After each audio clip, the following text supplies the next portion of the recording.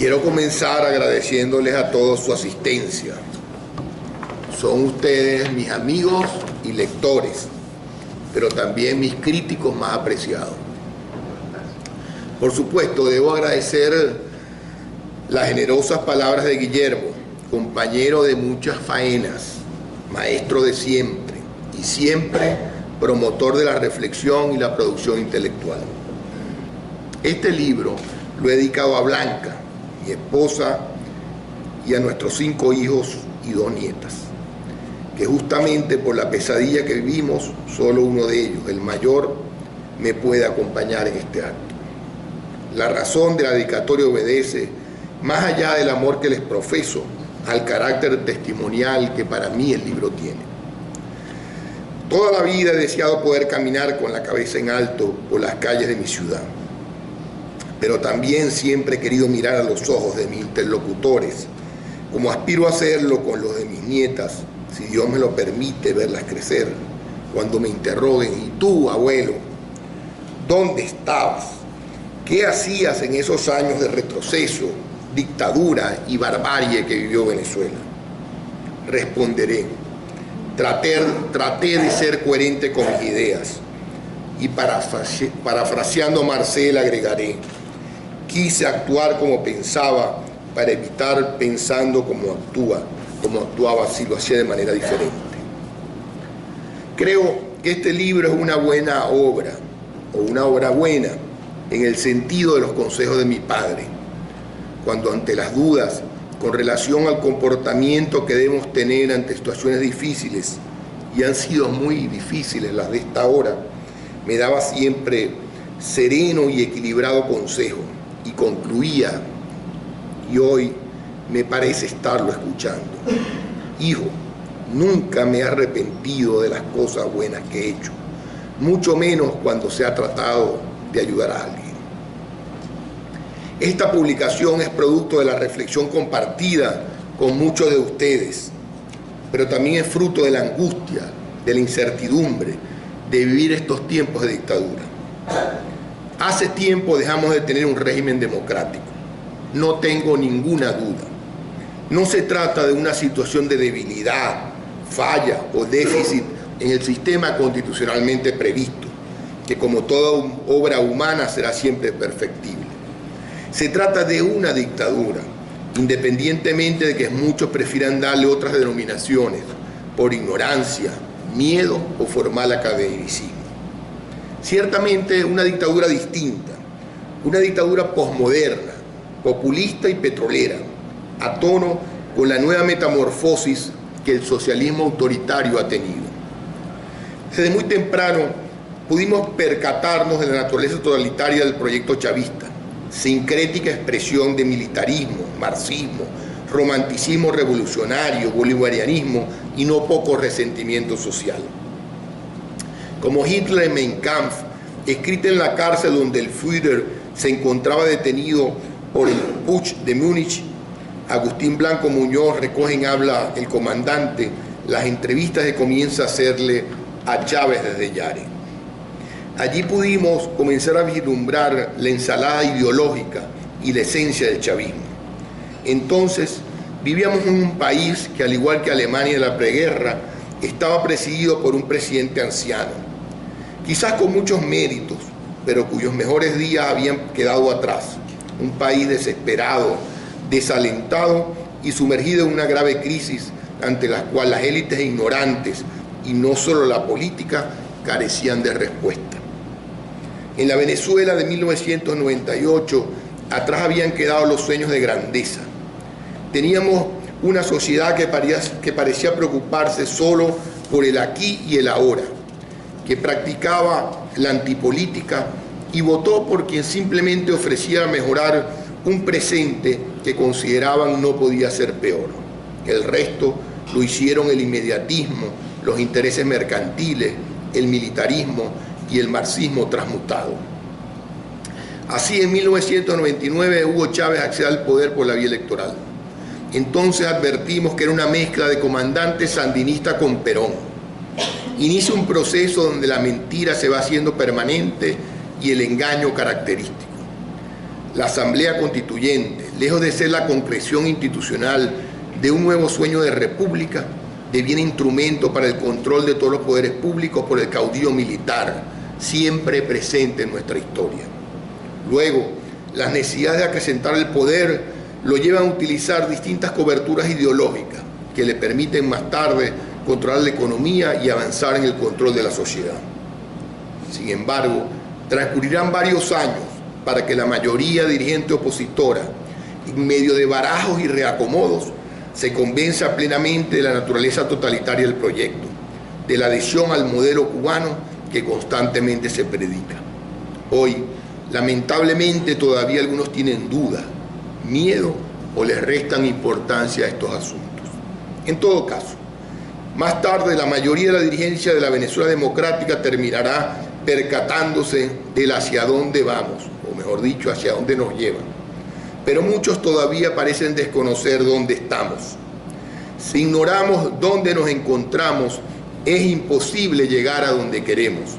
Si tenemos éxito será muy transitorio, porque dependerá, como ya ha ocurrido, de lo fortuito, de la casualidad, de los errores o intereses ajenos, o la convicción o la combinación de variadas circunstancias. De tal manera que desde hace varios años, y así lo recojo en mis artículos, me he esforzado por señalar que vivimos en dictadura. En Venezuela, como diría Lowenstein, la Constitución es un disfraz. Es simplemente un instrumento de quien detenta el poder para mantenerlo y acrecentarlo. El no volverán del régimen, más que una consigna que se repite constantemente, es demostrativo de una ambición sin límites. Podemos discutir si estamos frente a un gobierno bicéfalo, o si el poder está en Fuerte Tiuna o en La Habana, pero indudablemente ni reside en el pueblo, ni nuestros gobernantes están subordinados a la Constitución y a la ley. En Venezuela ha perdido sentido, el sentido tradicional de hablar de violaciones del Estado de Derecho. Este sencillamente no existe. No obstante, las denuncias seguirán siendo necesarias, servirán para mantener viva la conciencia de institucionalizar la justicia, para dejar constancia histórica y sobre todo para permitir que no queden impunes atrocidades realizadas, los graves delitos cometidos, los grandes daños causados. La Constitución de 1999, no obstante sus desviaciones autoritarias y centralistas, es una Constitución democrática, parecida a la del 61, más que a cualquier otra Constitución venezolana o del mundo. De tal manera que era imposible ejecutar un proyecto totalitario como lo es el llamado socialismo del siglo XXI sin su violación permanente. Por ello, partiendo de la legitimidad democrática, a medida que se avanza en la concreción del proyecto político, el régimen fue desplazándose de sus orígenes hasta entrar en su fase dictatorial, que a la vez hoy es la antesala de la conformación de un Estado delincuente. Lamento que nuestra visión de la realidad dictatorial no sea compartida por buena parte de la dirigencia opositora. A nuestro juicio, esa falta de conciencia ha prolongado innecesariamente la permanencia del régimen y permitido el avance de una revolución imposible.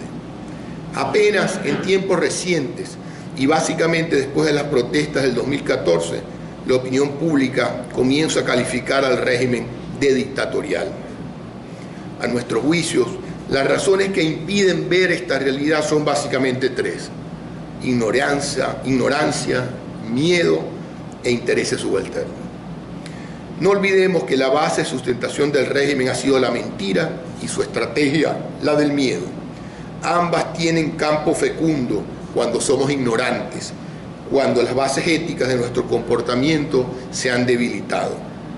Ciertamente vivimos una dictadura posmoderna que contrasta con el concepto de dictadura de nuestro imaginario. Para los venezolanos, más allá de la obra física y la sensación de seguridad que supuestamente deparan las dictaduras, y que obviamente en la actual Venezuela no existen, la dictadura es charreteras y crueldad, y en la Venezuela de hoy estas se ocultan o no habían sido necesarias. Parece que no nos diéramos cuenta que las carreras políticas más exitosas son las que se inician en la Fuerza Armada.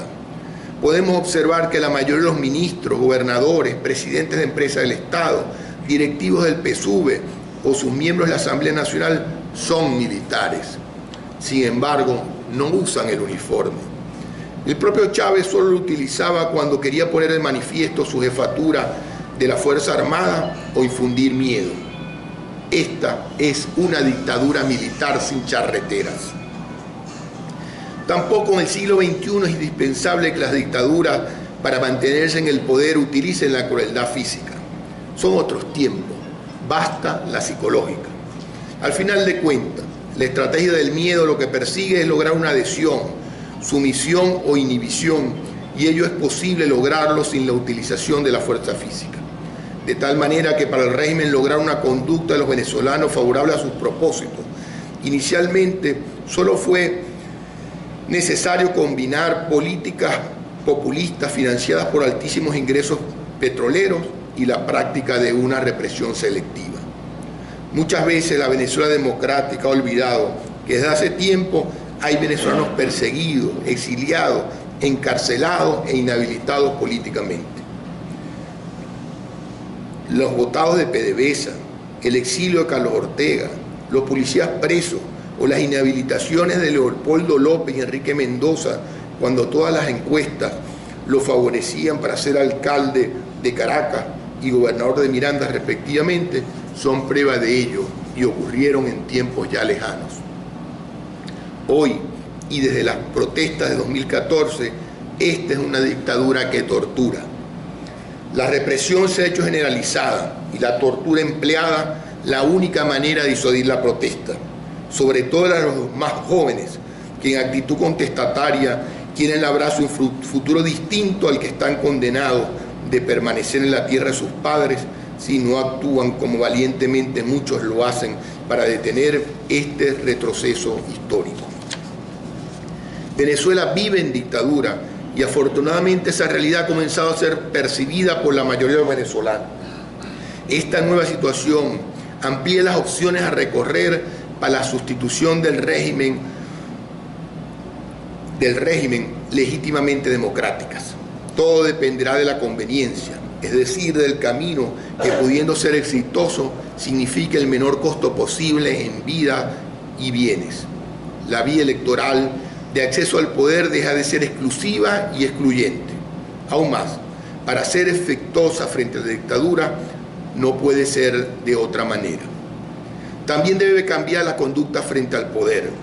Cohabitar con un régimen dictatorial se convierte fácil y rápidamente en colaboración indigna. Frente a una dictadura, es insuficiente la voluntad de participar electoralmente. Se corre el riesgo, como ya ha ocurrido, de dotar al régimen de una cuasi legitimidad democrática de la cual carece. Cuando apostamos a la vía electoral para la salida a la crisis venezolana, lo hacemos porque consideramos que es la que menor costo implica, pero hacerla exitosa no es automático. Es necesario prepararnos para obligar al régimen a reconocer el resultado adverso, lo que en definitiva significa obligar a intervenir a la Fuerza Armada para respetar la voluntad popular. Y para obligar a la Fuerza Armada disponemos de la razón, de la convicción y de la fuerza popular que la respalda. Sin embargo, no basta expresarla en las urnas, es necesario manifestarlo en las calles. En definitiva, se trata de derrotar el miedo que nos paraliza para convertirlo en fuerza moral que nos impulsa a actuar. También sostenemos a lo largo de la crónica de dictadura que hoy presentamos que la Venezuela democrática que rechaza el régimen es mayoría desde hace tiempo. Sin embargo, no actúa como mayoría. Ni siquiera lo hizo en el lejano 1998, cuando de mayoría disponía en el Congreso. En el 2004, en ocasión del referéndum revocatorio. En el 2007, cuando rechazamos la reforma constitucional. O más recientemente, en las últimas elecciones parlamentarias o presidenciales, la mayoría democrática se hizo evidente, pero se continuó actuando como si no lo fuéramos. Sin lugar a duda, la estrategia del miedo ha funcionado, y hoy su ámbito de acción se amplía, sino que lo digan los venezolanos de la frontera o los que en Maracaibo, por hacer colas muy temprano, son reprimidos y transportados en el autobús que ellos mismos denominan, burlándose, el transporte de Drácula. Creo que frente a las posibilidades parlamentarias de este año, una vez más será necesario derrotar el miedo. Será necesario expresarse electoralmente, pero también debemos hacerlo en todos los ámbitos, particularmente en las calles, y actuar como mayoría que somos, cuyo objetivo es iniciar a la brevedad posible la reconstrucción democrática de la patria. Para alcanzar estos propósitos es necesaria la unidad de la Venezuela democrática, pero no basta la unidad electoral. Es necesario convertirla en unidad política y programática, tarea por ahora desgraciadamente inconclusa. Otra línea permanente de nuestros escritos es nuestra preocupación por el Zulia. Considero que durante la etapa final de la crisis partidocrática, el Zulia avanzó como no lo había hecho antes. Fue época de importantes logros en la descentralización del poder. Luego el liderazgo decayó. El Zulia se tornó ausente del debate nacional y nuestra voz languideció. Mucho hemos perdido en estos 3 lustros de dictadura neosocialista. Creo que es nuestro deber, como zulianos, recomenzar sentando nuevas mesas las bases para la unidad de la región por encima de cualquier interés subalterno secundario. Debemos con fuerza transitar los caminos de la lucha por la libertad y preparándonos para la reconstrucción democrática del Estado y el rescate del liderazgo perdido.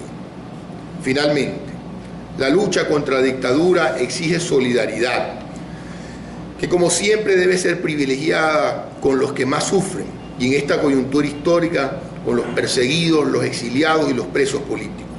Debemos aceptar la realidad que nos es adversa para cambiarla.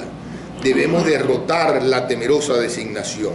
Esta publicación pretende contribuir a derrotar el miedo, aportar al camino de la esperanza de que todos debemos ser parte para alcanzar una Venezuela donde todos, con la ayuda de Dios, podamos hacer realidad nuestros sueños, viviendo en libertad, viviendo con libertad y justicia. De todo dependerá.